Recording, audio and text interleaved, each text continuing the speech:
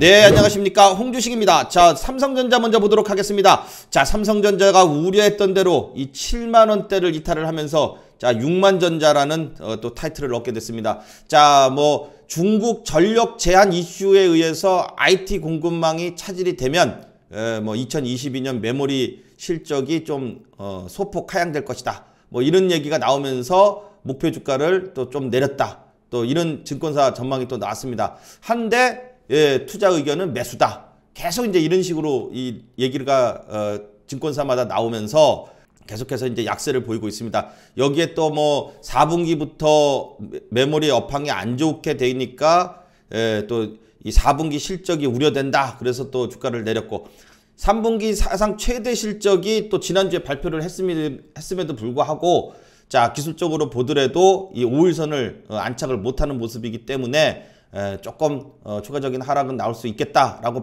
봤는데, 좀 과도하게 오늘 좀 이 7만원을 깨지면서 또 미는 모습이고, 자, 그런데 7만원이라는 이 심리적 지지선이 깨지게 되면 투매가 나옵니다. 항상 마지막에 투매가 좀 나와줘야 또 저점을 완전 진바닥을 다지고 또 반등을 하게 됩니다. 자, 삼성전자가 뭐 한도 끝도 없이 떨어지겠냐?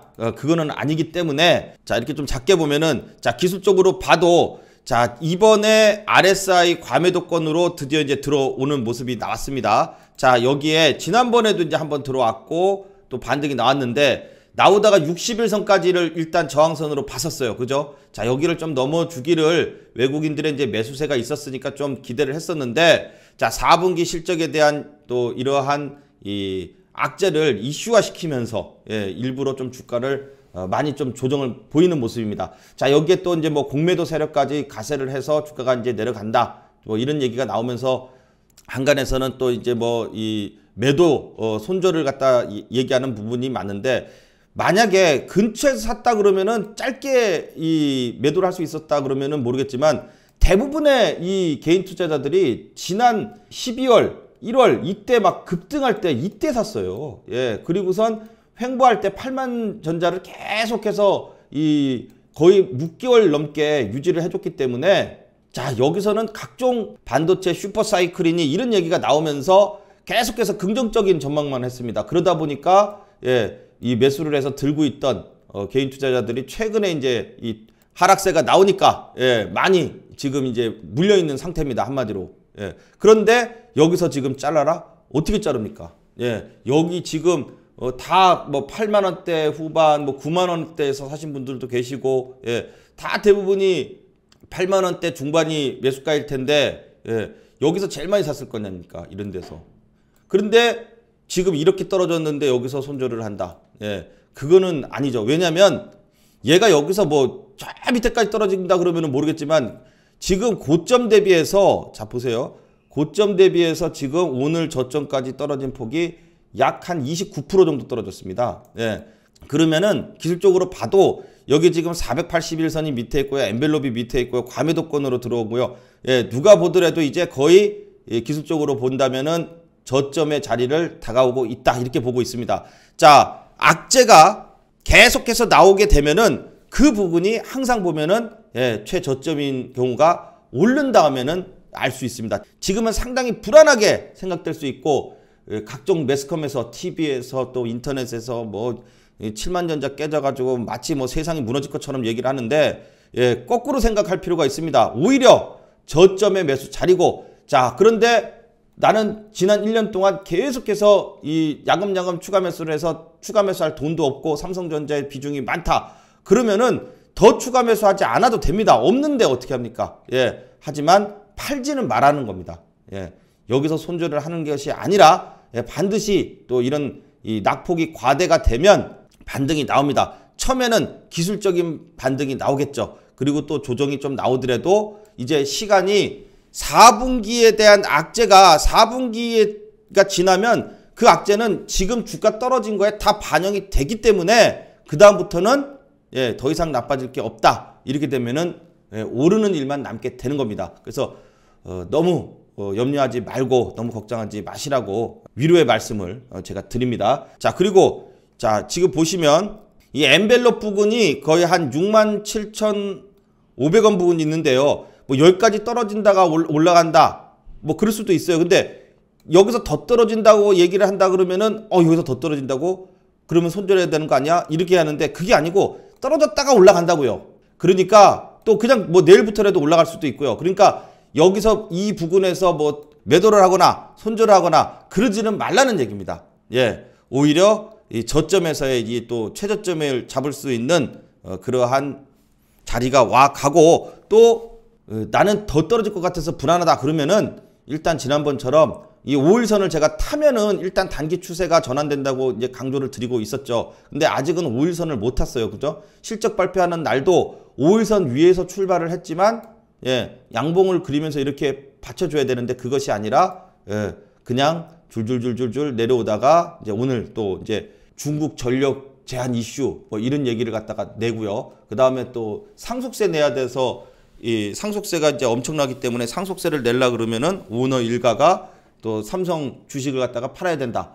이래서 삼성전자를 비롯해서 예, 뭐 삼성생명이나 또 삼성자 들어간 이 삼성 그룹주들, 삼성 엔지니어링 한 종목 빼놓고서는 대부분이 다 하락하는 예, 이런 모습을 보였습니다. 삼성 SDI, 뭐 삼성생명, 삼성물산 뭐 다 빠졌죠. 자, 그런데 항상 이런 악재가 나오고 안 좋은 얘기가 나오게 되면은 거기가 거의 저점이더라. 항상 지나고 나면은 왜 떨어지는지는 모르는데 지난 차트를 보면은 이제 왜 떨어진 이유가 있었을 텐데 그거를 기억을 못 한단 말이에요. 그리고 나중에 몇 년 전 차트를 보면은 야, 이렇게까지 떨어졌었네. 여기서 샀으면은 지금 엄청나게 올랐네.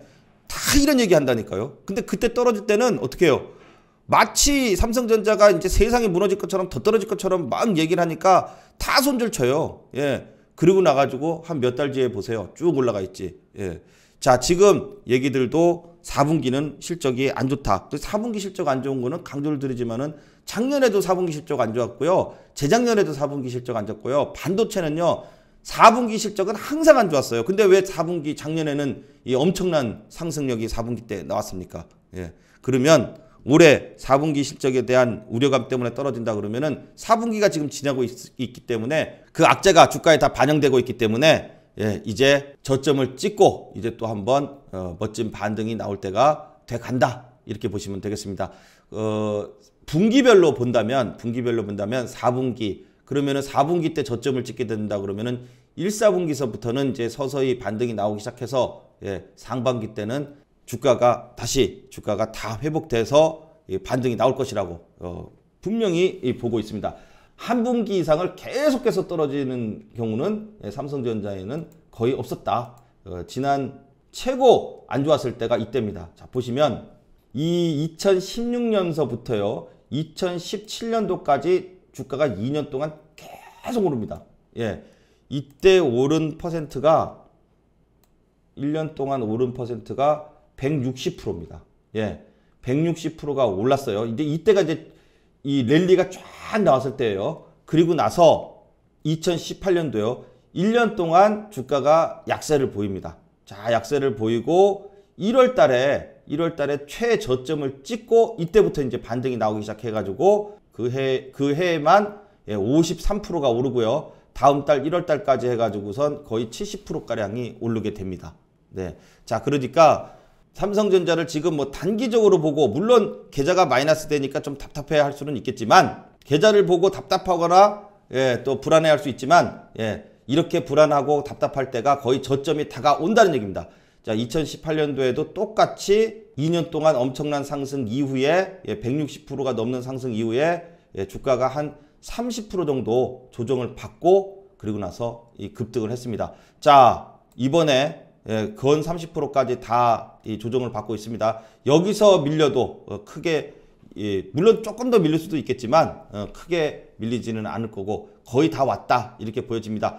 너무 걱정하지 마시고요. 예, 오히려 이 저점에 매수 찬스가 된다. 여기 지금 엔벨롭이 있어요. 엔벨롭이 있고 그 다음에 요 밑에 엔벨롭이 있어요. 엔벨롭이 있고 그 밑에 이 481선이 있습니다. 엔벨롭 찍고 반등이 안 나온 적이 삼성전자는 지난 20년 동안 단 한 번도 없습니다. 오히려 저점에 자리가 오고 있기 때문에 추가 배수의 기회 또 저점 찍고 반등이 또 나올 수 있는 그런 자리가 오고 있다. 이렇게 생각을 하시면서 지금은 견뎌야 될 때다 라고 말씀을 드리겠습니다. 자, 다음은 SK 하이닉스입니다. 뭐 하이닉스도 똑같죠. 오늘 삼성전자 안 좋으니까 이 SK 하이닉스도 주가가 이제 9만원 초반까지 내려왔어요. 자, 그런데 오늘 이 SK 하이닉스는 또 이제 외국인이 또 살짝 들어왔습니다. 삼성전자는 오늘 외국인 기관 양쪽에 양매도가 들어왔지만 SK 하이닉스는 외국인이 살짝 들어와 주면서 자, 어쨌든 반도체 디램 가격에 이 안정세가 좀 있어야 SK 하이닉스는 올라옵니다. 삼성전자하고는 조금 달라요. SK 쪽은 하이닉스 쪽은 반도체 쪽이 훨씬 더 이 사업의 절대적인 비중을 차지하기 때문에 반도체 가격이 저점을 찍고 반등이 나오게 되면 SK 하이닉스는 오히려 더 반등 시에는 큰 폭으로 또 오를 수 있다. 그런데 일단 4분기는 안 좋다고 하니까 4분기에 이제 저점을 이루게 된다는 겁니다. 자, 그러면 SK 하이닉스도 마찬가지로 지금 SK 하이닉스를 저 13만원, 14만원대에 가지고 계신 분들이 지금 뭐 거의 주가가 많이 하락을 했습니다. 자, 고점 대비해서 40% 가까이 하락을 했는데 어떻게 보면 이제 반토막이 난 거나 마찬가지입니다. 이 정도 조정을 받았는데 여기서 밀려도 얼마나 더 밀리겠습니까? 그렇기 때문에 오히려 여기서는 이제 슬슬 저점을 잡아야 되는 시점이 SK 하이닉스도 다가오고 있고, 왜냐? 악재가 지금이 최고 안 좋다 하니까 그 악재가 이 정점을 치는 순간이 최저점이에요. 그래서 이 최저점을 사는 것은 외국인이나 기관이 아니고 개미라는 얘기가 있습니다. 왜냐? 개미는 하락할 때 지금 보시는 것처럼 개미가 쥐장창 사니까, 그러면 그 사는 계속 떨어질 적마다 사는 와중에 얻은 순간은 이제 저점, 최저점이고 그다음부터는 이제 오르게 되잖아요. 그러면 이 최저점에 산 건 누구예요? 개미인 거고, 반등이 나와서 이렇게 올라가는 시점, 즉 무릎에서 사게 되는 경우가 외국인들이 많습니다. 자, 그래서 SK 하이닉스도 이제 4분기 때 정점을 찍게 된다. 자, 그래서 지금 이 13만원대, 14만원대 매수하셔서 들고 있으신 분들이 지금 마이너스가 큰데 여기서 지금 자른다? 그건 아니에요. 자르는 것은 벌써 지난 이 5월달, 6월달 얘기예요. 자, 그리고 지금은 저점에서의 매수의 자리, 또 저점 찍고 이제 어디서 반등이 나오느냐, 이거를 좀 지켜보면서 또 올라올 때까지 지금은 버텨야 될 때다, 견뎌야 될 때라는 것을 다시 한번 강조를 드립니다. 자, 다음은 이제 현대차입니다. 자, 현대차가 계속 빌빌빌 거리다가 지난 지수가 이 3천을 깨면서 이 투매가 나올 때, 이때부터 외국인이 들어오면서 다시 20만원대 위로 이렇게 안착이 지금 되고 있어요. 자, 그래서 이 하락장이 어느 정도 이제 뭐 계속 장이 나쁠 수는 없는 거예요. 항상 주식은 장이 좋으면 나쁠 때가 있고 또 나쁘면 또 좋을 때가 있고 이제 이렇게 왔다 갔다 하죠. 그런데 현대차도 계속 지난 7월 달부터 21선 깨져, 이때 이제 상승 추세가 깨지기 시작하면서 계속 21선을 타면서 떨어졌어요. 그죠? 그래서 수급도 안 좋고 계속 안 좋다 그러니까 떨어졌는데, 거꾸로 생각해 보면은 아니 해외에서도 미국에서도 그렇고 유럽에서도 그렇고 차가 없어서 못 판다 그러고, 지금 우리나라도 전기차 아이오닉이라든지 이런 부분들이 지금 몇 달씩 기다려야지 받을 수 있다 그러고, 그런데 왜 주가는 이렇게 떨어지냐? 반도체가 공급이, 자동차용 반도체 공급이 부족해서 떨어진다. 그러니까 이제 그거는 한두 번에 이 주가가 내려갈 만한 이 빌미가 되는 거지, 이렇게까지 계속 떨어질 적마다 주야장창 그렇게 떨어질 수는 없거든요. 자, 그래서 현대차가 지난 지수가 이 3,000포인트 깨질 때, 이때부터 거꾸로 외국인이 들어오면서 반등이 시작을 했습니다. 자, 그래서 지수가 안 좋을 때에 오히려 이 현대차는 지수 이 시가총액이 거의 이 10위권 안에들은 초대형 종목인데도 거꾸로 이제 반등을 주고 있죠. 오늘도 지수가 이 연중 최저점을 찍었어요. 최근래에 들어서 2,901포인트까지 찍는 이 지수 하락이 이제 삼성전자가 미니까 이제 나왔는데, 이 현대차는 안 밀렸어요. 그죠? 딱 보기에도 이 전일 21선 위에 올라서는 이런 캔들이 나오고 나서 단봉으로 21선을 버티면서 주가가 밀리지 않고 버티는 모습을 계속 보여줬다. 굉장히 강한 모습이 오랜만에 조금 나오고 있는 모습입니다. 그래서 제가 이런 지수 하락이 끝나고 장이 회복이 되면은 주도주가 바뀐다. 이런 때가 이 장이 한번 폭삭 나왔다가 이렇게 반등이 나오게 되면 이 반등 나왔을 때 끌고 가는 주도주가 있다 이거예요. 예, 이게 변곡점이 되는 거죠. 이 뭔가의 변화가 돼서 다시 새로운 게 이제 탄생을 하게 되는 시점이 바로 이 시점인데 그 전 시점에 때는 여름 때는 어디였어요? 2차 전지 배터리 관련주가 이제 그러한 역할을 했었죠. 자, 2차 전지가 가게 되면은 그 다음에는 전기차 쪽이 가는데 전기차는 결국 자동차 완성차 업체의 이 대장이 누구예요? 현대차, 기아.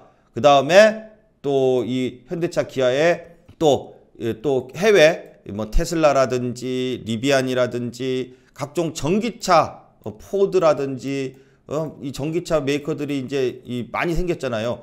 여기에 부품을 납품하는 업체들. 그래서 현대차 전기차에도 부품 납품을 하지만 해외 전기차에도 우리나라의 기술력이 좋기 때문에 부품을 납품하는 전기차 부품을 납품하는 업체들이 또 멋진 반등이 나올 것이다. 이렇게 지금 계속 강조를 드리고 있습니다. 자, 지금 벌써 지난 연휴 전에 말씀드렸던 자동차 관련주들, 자동차 부품 관련주들이요. 오늘 일제히 또 말씀드린 종목들 급등세가 또 나와줬습니다. 이런 하락장에도 반등을 나와주고 하락장 속에서도 버티는 놈이 강한 놈이죠. 바로 현대차 같이 이렇게 버틴다는 것은 시장이 조금 지수가 안정이 되면 그 다음부터는 더 올라갈 수 있다. 물론 현대차는 올라가는 폭이 그렇게 무겁기 때문에 크지는 않습니다. 그렇기 때문에 현대차와 더불어서 기아, 오히려 이제 기아의 탄력성이 더 좋다 이렇게 말씀을 드렸고, 그리고 현대차, 기아에 집중적으로 공급하는 업체들. 그러니까 자, 여러분 이걸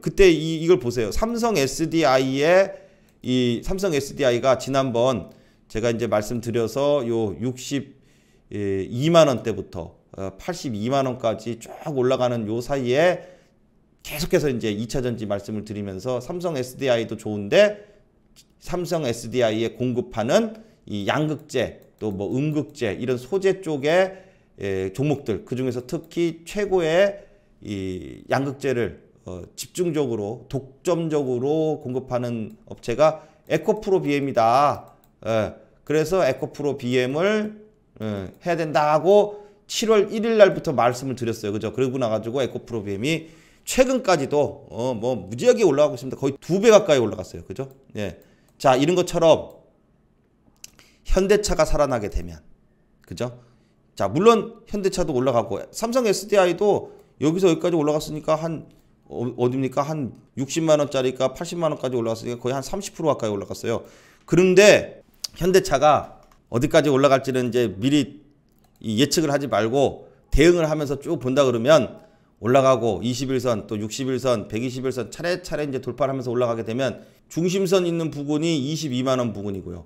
그 다음에 전고점 있는 부분이 25만 원 부분입니다. 24만 9천 원이었죠. 자, 그러면 이런 부분까지 이제 차근차근 이렇게 이제 올랐다 내렸다 하면서 이제 가요. 이렇게 이때처럼 이런 식으로 가서 올라가게 되면 예를 들어서 25만 원까지 갔다고 칩시다. 19만 원 찍고 25만 원 근처까지 갔다 치면 30%예요. 그죠? 예. 그러면 삼성 SDI도 30% 오르는 동안에 에코프로 BM이 거의 더블 올랐어요. 더블 100% 올랐어요. 90몇 프로 올랐어요.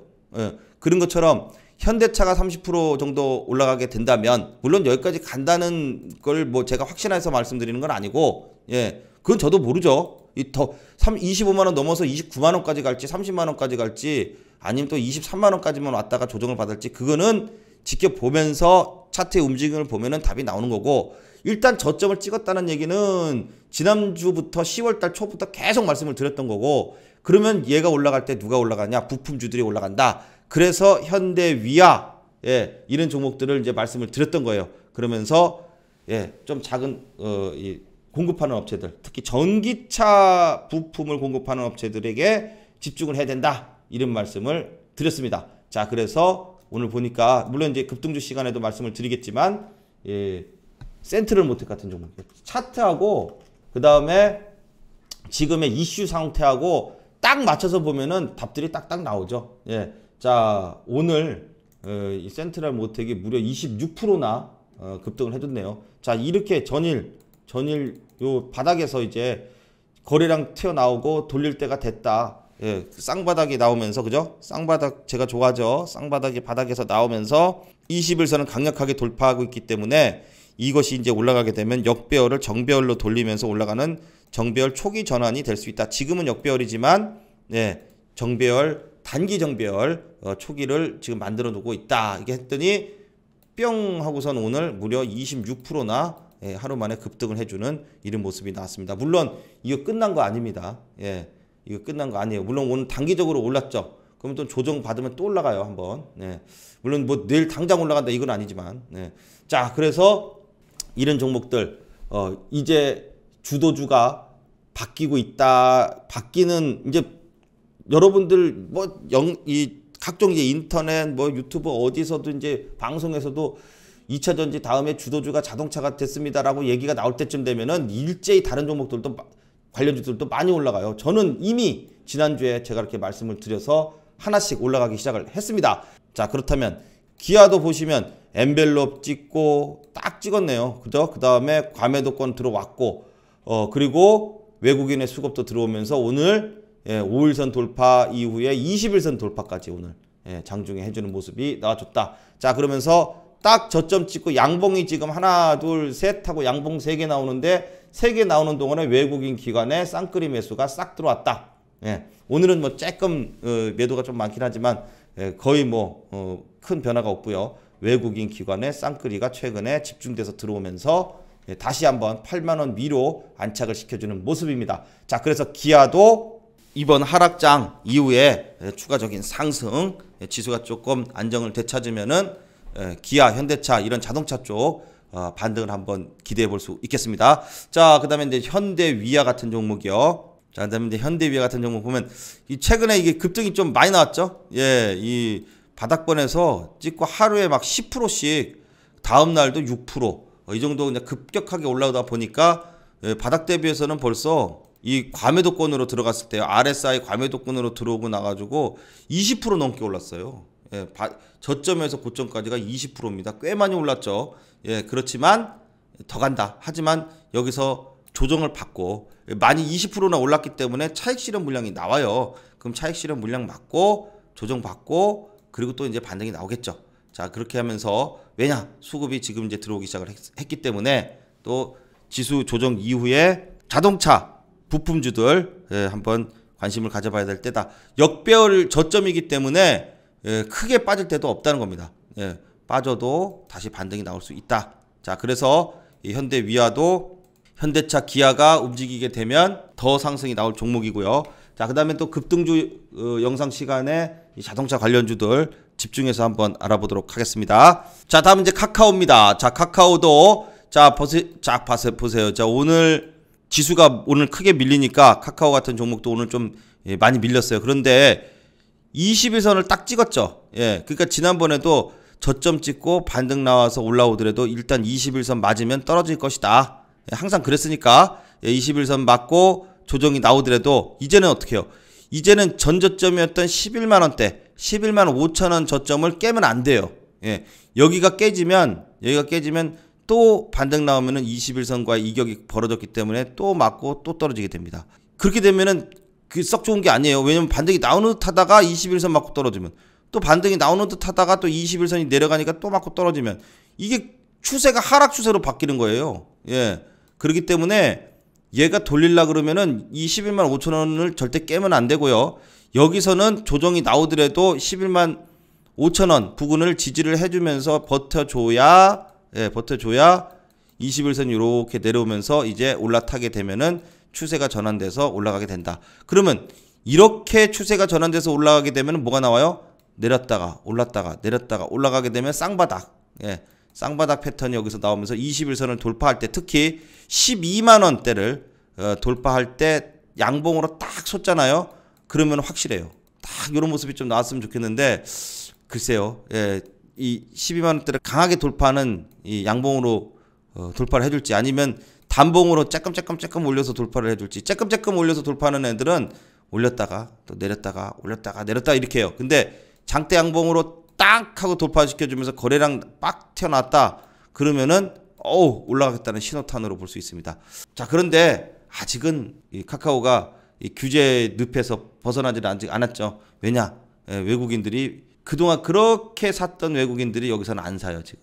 지난번 15만 원대에서는 외국인들이 지수가 폭락이 나와도 무지하게 샀어요. 그러니까 이제 올라가기 시작을 했었는데 기준봉처럼 빡 하고 돌파하는 모습은 없었습니다. 자, 요번에 다시 한번 21선 미치니까 21선 위로 올라왔을 때에 21선 돌파하는 양봉이 하나 나와주면서 추세를 전환시켜 주기를 한번 기대해 보도록 하겠습니다.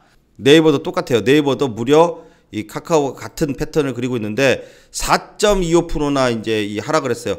똑같이 21선을 돌파를 못하니까 21선 맞고 이제 조정을 다시 보이고 있는데, 자, 37만 원을 좀 이탈하지 않았으면 좋겠습니다. 물론 뭐 거의 다 내려왔기 때문에 장중에 37만 원을 살짝 깰 수도 있겠지만은 꼬리를 좀 달면서 37만 원 위에 좀 안착을 해주게 되면은 37만 원대 지지하면서 다시 한번 또 반등을 주면은 쌍바닥이 나오는 거고 21선을 돌파하게 되는 그러한 모습이 나오게 되는 거죠.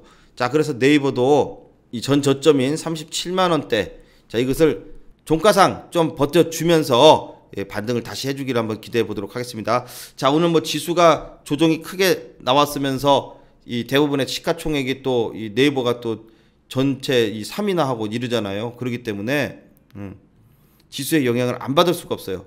하지만 조정 뒤에는 또 반등이 또 크게 나올 수 있기 때문에 지금 네이버는 최근에 이 외국인이 그런 대로 많은 물량은 아니지만 꾸준히 조금씩이나마 들어와 줬고, 기관도 또 중요한 자리에서 매수가 들어왔는데 오늘은 또 양쪽 매도예요. 아무래도 지수의 영향으로 좀 매도를 하는 모습을 보여줬습니다만, 자, 37만 원대, 물론 지금 37만 원 근방까지 왔기 때문에 살짝 깨고서 이제 갈 수도 있어요. 하지만 종가상 안착을 해준다면은 추가적인 반등을 한번 기대해 볼 수 있겠습니다.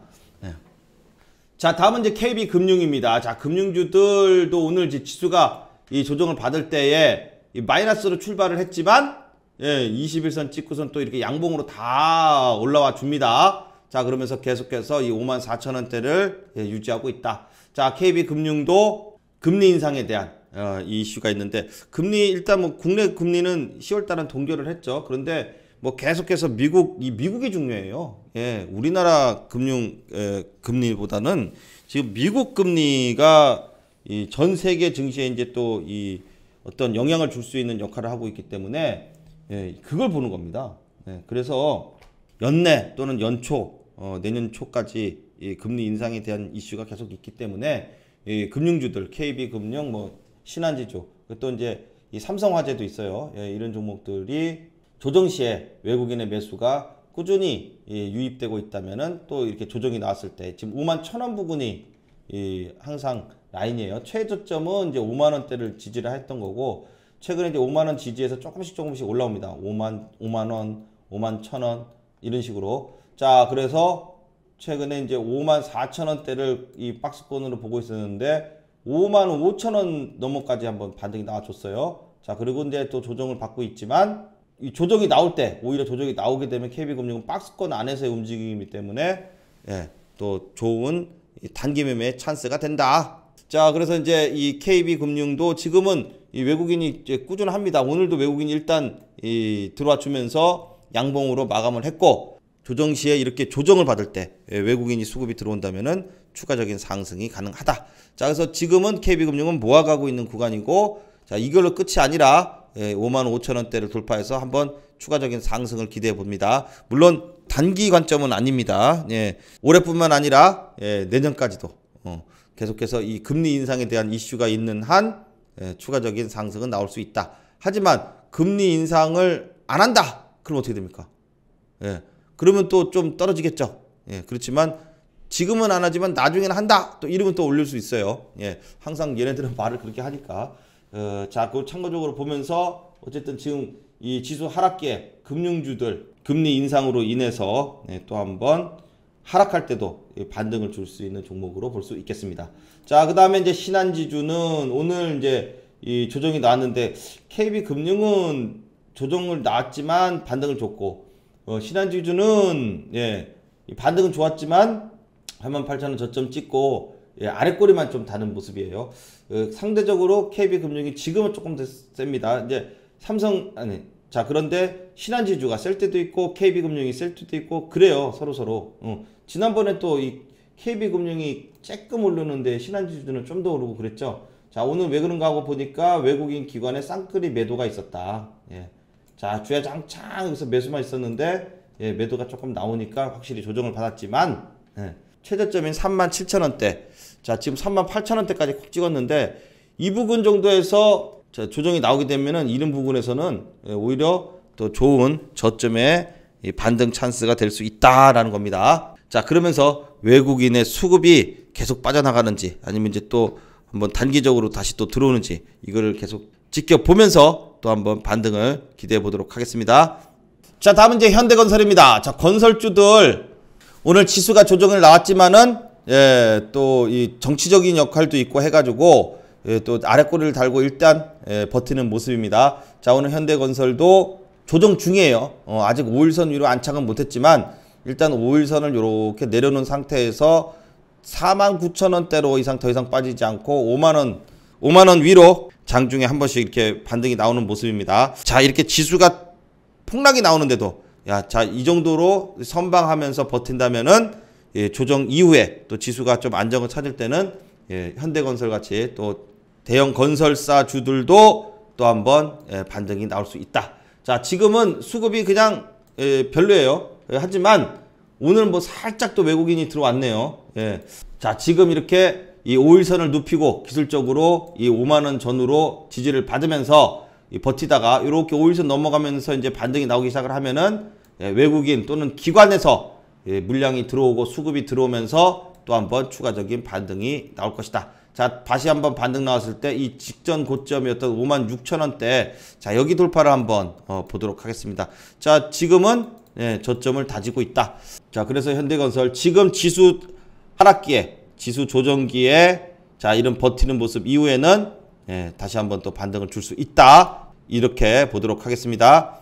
자, 다음은 이제 삼성 SDI입니다. 자, 삼성 SDI도 자, 뭐 오늘 삼성자 붙은 종목들, 예, 이 삼성 그룹주들 일제히 다 떨어졌어요. 예, 삼성 엔지니어링 빼고 오늘 거꾸로 SK 이노베이션이나 LG 화학은 예, 2차 전지의 이 강세로 지수가 그렇게 빠짐에도 불구하고 거꾸로 이렇게 반등이 나왔는데, 그죠? 예, 양봉으로 LG 화학도 최근에 모습이 이렇게 추세 전환하는 모습이 다 나오고 있어요. 근데 삼성 SDI는 이제 많이 올랐다가 이제 조정을 쭉 받는 거라 그랬죠. 예, 쭉 조정을 받고 있는데 뭐 삼성 오너 이 세금 내기 위해서 주식 팔 수 있다 뭐 이런 얘기가 나오니까 이 SDI 삼성 SDI도 오늘 무려 4%나 넘게 이제 조정이 나왔다. 하지만 삼성 SDI가 안 좋은 거지 2차 전지 쪽이 안 좋은 건 아닙니다. 예, 항상 이렇게 이 고점을 찍으면 이게 보더라도 자, 지난번에도 82만 원대까지 올랐다가 급락이 나오고 한참 조정을 쌍바닥을 다지니까 또 올랐어요. 자, 내려서 조정을 좀 받게 되면은 예, 또 한번 삼성 SDI도 반등이 나올 수 있을 것이다. 그렇게 보는데 뭐 아직 예, 이 추세가 전환되거나 그런 모습은 안 나왔어요. 단 삼성 SDI의 이 수급적인 문제가 좀 계속해서 꾸준하다면 예, 2차전지 관련주들 삼성 SDI뿐만 아니라 다른 2차전지 관련주들도 계속해서 모멘텀이 있고 예, 이슈가 끝난 게 아니다. 그렇기 때문에 삼성 SDI 막 급락하거나 그런 거 없이 버텨준다면은 2차전지 관련주들 다시 한번 또 조정 이후에 또 멋진 반등을 한번 기대해 보도록 하겠습니다. 자, 다음은 이제 LG전자입니다. 자, LG전자가 그렇게 질질질 거리면서 떨어졌었는데, 그죠? 예, 쭉 해서 이제 떨어졌었는데, RSI가 과매도권으로 들어오고, 그리고 이제 엔벨롭도 다 닫고요. 자, 그런데 지금 보시는 것처럼 이 12만원대, 자, 여기를 이제 좀 지지해 주는 것 같다. 그랬더니, 자, 여기서 지금 뭐가 나와요? 양.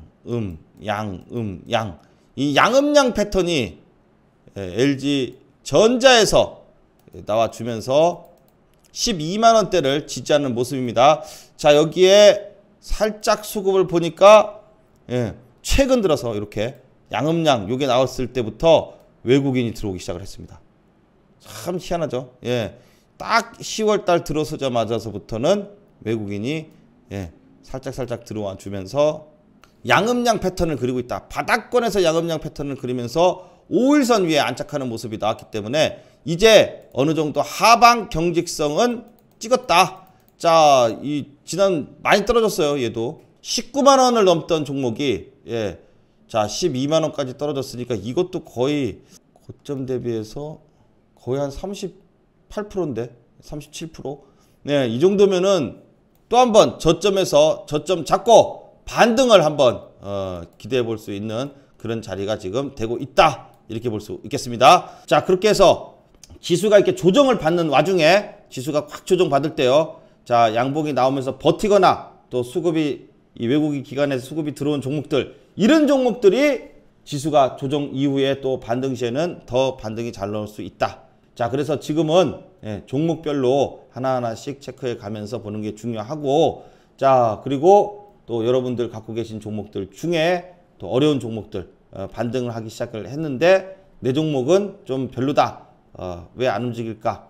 자, 그렇게 보는 종목들이 있다면 위에 전화번호에 문자로 종목명, 매수가, 비중, 자, 뭐 사연 이런 것 좀 적으셔가지고 보내주시면 잘 상담 드리도록 하겠습니다. 시청자 종목 상담 시간에서도 예, 말씀을 드리고요. 개별적으로도 또 상담을 드리도록 하겠습니다. 자, 오늘 영상은 여기까지 하도록 하겠습니다. 다음 시간에 또 좋은 내용으로 찾아뵙겠습니다. 감사합니다.